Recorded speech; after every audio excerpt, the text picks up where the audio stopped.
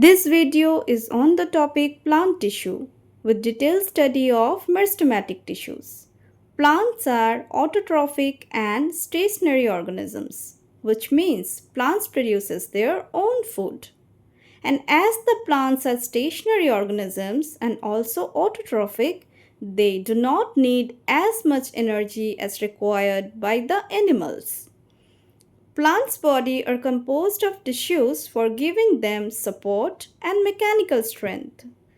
These tissues are also meant for providing them protection and supporting the growth and reproduction. Plant tissues are categorized into two main kinds, meristematic tissues and permanent tissues. Here in this video, I will be teaching you about meristematic tissue.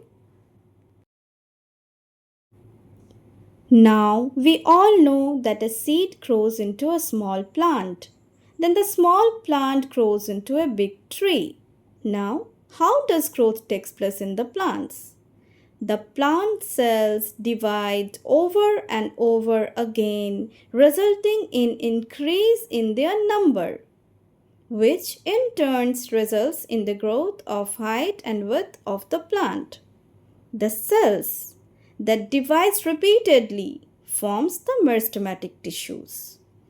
The meristematic tissues are present at the growing part of a plant, which includes the tips of the shoot and root. As these tissues are responsible for the growth of the plants, the meristematic tissues are also called the growth tissues. Now we will see the structure of a meristematic tissue.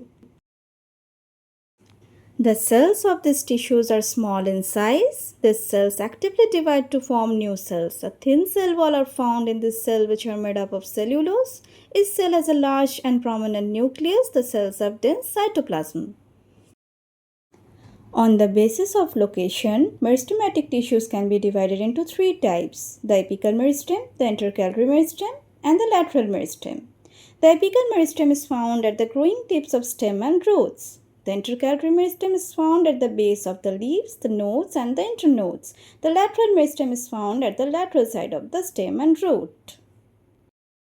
Here we can see the locations of the meristematic tissue. This is the apical meristem. This one is the intercalary meristem, and this one is the lateral meristem.